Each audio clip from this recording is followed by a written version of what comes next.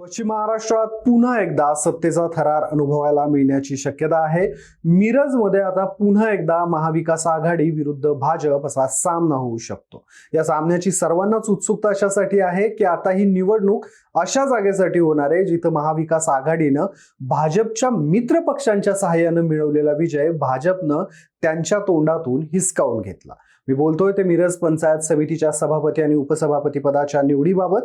मिरज पंचायत समितीतील सभापती उपसभापतींची निवड ही विभागीय आयुक्तांनी रद्द केली होती। त्यानंतर आता पुन्हा एकदा सांगलीचे जिल्हाधिकारी मैनक घोष यांनी इथं निवडणूक घ्यायची घोषित केलेला आहे। 4 ऑगस्टला इथं सभापती आणि उपसभापती पदासाठी निवडणूक होईल आणि या निवडणुकीसाठी आता भाजपचे स्थानिक आमदार सुरेश खाडे यांनी बाह्या सरसावलेल्या आहेत। तर तिथं पुन्हा एकदा भाजपला हरवायला विशाल पाटील आणि जयंत पाटील यांनी तयारी सुरू केली आहे। त्यामुळे मिरज पंचायत समितीमध्ये पुन्हा एकदा सर्वांनाच रंगतदार सामना बघायला मिळू शकतो। नक्की काय आहेत गणित मिरज पंचायत समितीमध्ये, काय घडलं होतं तिथं आणि भाजपनं तिथं महाविकास आघाडीच्या हातातला विजय कसा हिसकावून घेतला होता हेच समजावून सांगणार आहे पुढच्या काही मिनिटांमध्ये। नमस्कार, मी शशिकांत हिवरकर आणि कट टू कट मध्ये तुमचं स्वागत आहे। मिरज पंचायत समितीमधील सभापती आणि उपसभापती पदाची निवड ही राज्यभर लक्षवेधी ठरली होती। खरं तर या पंचायत समितीमध्ये 2017ला भाजपनं 10 जागा जिंकत 2 अपक्षांच्या मदतीनं सत्ता स्थापन केली होती। मात्र यंदाच्या निवडणुकीमध्ये 22 जागांपैकी केवळ 10 जागांवरच भाजपला समाधान मानावं लागलं। तर राष्ट्रवादी काँग्रेसचे 3 उमेदवार, काँग्रेसचे 3, राष्ट्रवादी काँग्रेस शरद पवार पक्षाचे 4 आणि शिवसेनेचे 2 असे 12 सदस्य इथं पंचायत समितीच्या सदस्यपदी विजयी झाले होते। महायुती म्हणून भाजप, शिवसेना आणि राष्ट्रवादी असे 15 सदस्य स्थापन करतील अशी चर्चा सगळ्यांचीच होती। मात्र ऐनवेळी घोरपडे आणि वानखेडे या स्थानिक नेत्यांच्या भूमिकेमुळे, म्हणजे घोरपडे हे अजित पवार पक्षाचे नेते आहेत तर वानखेडे हे शिवसेनेचे नेते आहेत, या दोघांच्या भूमिकेमुळे सत्तेसाठी चुरस निर्माण झाली होती। अजित पवार गटाचे असणारे अजित घोरपडे यांनी त्यांचे 3ही सदस्य महाविकास आघाडीसोबत जाणार असल्याचं सांगत भाजपला धक्का दिला होता। तर शिवसेनेच्या 2 पैकी 1 सदस्य सभापती निवडीच्या वेळी अनुपस्थितीत राहिले। राष्ट्रवादी काँग्रेसचे 3, काँग्रेसचे 3, राष्ट्रवादी काँग्रेस शरद पवार पक्षाचे 4 आणि शिवसेनेचे 1 अशा 11 सदस्यांनी ऐनवेळी एकत्र येत सभापती पदाच्या निवडीत भाजपचा पराभव केला। सभापती आणि उपसभापती जागी अनुक्रमे तन्वी कमलेकर आणि ललिता शेजू यांची नियुक्ती झाली। त्यानंतर सभापती पदाच्या निवडीत पराभूत झालेल्या राणी भोले यांनी या निवडणुकीत गैरप्रकार झाल्याची तक्रार ही विभागीय आयुक्तांकडे केली होती। त्या निवडणुकीमध्ये गैरहजर असणारे शिवसेनेचे म्हणजे बुधगावचे पांडुरंग इंगळे या सदस्याच्या मुलानं त्यावेळी आपल्या वडिलांचं अपहरण झाल्याची तक्रार पोलिसात केली होती।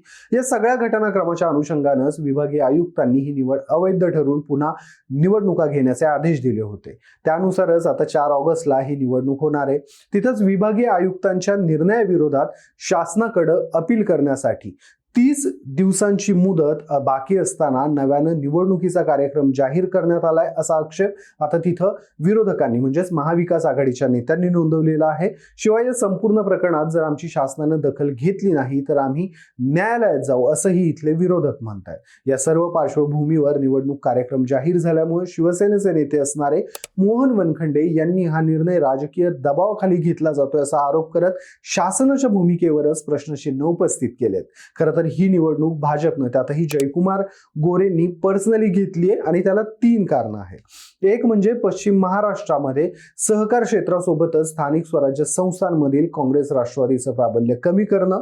दुसरं कारण आहे मित्र पक्षांनी ऐनवेळी महाविकास आघाडीच्या नेत्यांना दिलेली साथ आणि तिसरं कारण आहे याच पंचायत समितीच्या नवीन इमारतीचं महाविकास आघाडीच्या नेत्यांनी परस्पर उरकलेलं उद्घाटन। या 3ही कारणांमुळे जयकुमार गोरेंचं पित्त खवळलं नसतं तरच नवल होतं। त्यामुळे जयकुमार गोरे इथल्या परिस्थितीवर स्वतःहून लक्ष ठेवून होते। महाविकास आघाडीच्या नेत्यांनी केलेल्या पंचायत समितीच्या इमारतीचं जेव्हा दुसऱ्या दिवशी जयकुमार गोरेंनी उद्घाटन केलं तेव्हा त्यांनी त्या कार्यक्रमातच विशाल पाटलांना सज्जड इशारा दिला होता। त्या पार्श्वभूमीवर जयकुमार गोरेंकडून आता या निवडणुकीमध्ये भाजपचे आमदार असणारे सुरेश खाडे यांना पूर्णपणे पाठबळ दिलं जाण्याची चर्चा आहे। अशातच सांगली जिल्हा सहकारी बँकेच्या अनुषंगानं भाजपनं जयकुमार जयकुमार गोरेंच्या अखत्यारीतील संचालक मंडळाला ज्या काही नोटिसा पाठवल्या, या प्रकरणी कोर्टानं जो काही स्टे दिला होता, या सगळ्यांमुळे भाजपनं एक प्रकारे विजय मिळवलाय अशी चर्चा होती आणि हा विजय भाजपच्या नेत्यांसाठी आत्मविश्वास वाढवणारा आहे. या संपूर्ण प्रकरणात म्हणजे सांगली जिल्हा बँकेच्या प्रकरणामध्ये भलेही कोर्टानं नोकर भरतीवरची स्थगिती उठवली असली तरी इतर आरोप हे अद्यापही प्रलंबित आहे आणि या सगळ्यांचा फायदा कुठे ना कुठे स्थानिक भाजपच्या आमदारांसहित कार्यकर्त्यांचा आत्मविश्वास वाढवलाय. त्यामुळे मिरज पंचायत समिती उपसभापती पदाच्या निवडीमध्ये भाजपला याचा थेट फायदा होऊ शकतो. भाजप तो फायदा मिळवण्यासाठी पुरेपूर प्रयत्न करेल. खरं तर स्थानिक सूत्रांनुसार इथं भाजपचे आमदार असणारे सुरेश खाडे आणि भाजपच्या इतर नेत्यांनी आता पर्सनली सदस्यांच्या गाठीभेटी घ्यायला, गुप्त बैठका घ्यायला सुरुवात केली असं सांगितलं जात आहे. काही करून त्यांना इथं भाजपचा सभापती आणि उपसभापती आणायचा आहे. त्यासाठी महाविकास आघाडीच्या जयंत पाटील आणि विशाल पाटील या दोघांनाही शह देण्याची पुरेपूर तयारी त्यांनी सुरू केली आहे. आणि जिथं जयकुमार गोरे हे स्वतःहून लक्ष घालतात तिथं काय होतं हे आपण सातारा आणि सोलापूरमध्ये पाहिलेलंच आहे. सातारा जिल्हा परिषदेच्या अध्यक्षपदाच्या निवडणुकीत झालेला राडा सर्वांनी पाहिला होता आणि असं असतानाही साम दाम दंडभेद या चारही गोष्टी वापरून जयकुमार गोरेंनी सातारा जिल्हा परिषदेत अध्यक्ष हा भाजपचाच बसवला होता.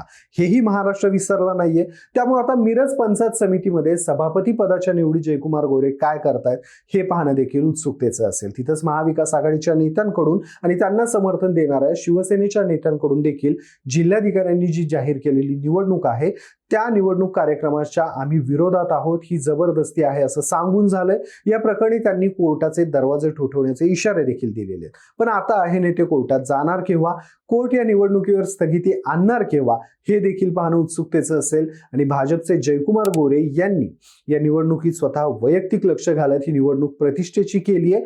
तसंच काहीच ही निवडणूक जयंत पाटील आणि त्यातही खास करून विशाल पाटलांसाठी प्रतिष्ठेची झालेली आहे हे विसरता येणार नाही. कारण इथं पाटलांच्या गटाचे सभापती आणि उपसभापती निवडले गेले होते, मात्र तरीही ती निवड रद्द करण्यात आली. त्यामुळे विशाल पाटील देखील इरेला पेटून इथं पुन्हा एकदा सत्ता आणण्यासाठी प्रयत्न करतील.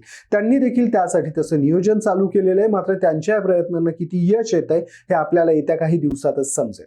महाविकास आघाडीचे नेते जर कोर्टात गेले आणि कोर्टाने या निवडणुकीला स्थगिती दिली तर काही अंशी महाविकास आघाडीच्या नेत्यांना यश आले असं म्हणता येईल. अन्यथा 4 ऑगस्टची उत्सुकता सांगली सहित पश्चिम महाराष्ट्राला लागून राहिलेली आहे. या संपूर्ण प्रकरणात आता पुन्हा जी निवडणूक होईल त्या निवडणूक प्रक्रियेमध्ये भाजपचे मित्रपक्ष असणारे अजित पवार गट आणि शिंदे गट काय भूमिका घेणार, ते आपली भूमिका बदलणार का, याचीही सगळ्यांना उत्सुकता लागून राहिलेली आहे. या गटाच्या नेत्यांनी सध्या तरी या निवडणुकीच्या विरोधात मतप्रदर्शन केलेलं आहे, पण राजकारणात कधी काय होईल हे सांगता येत नाही.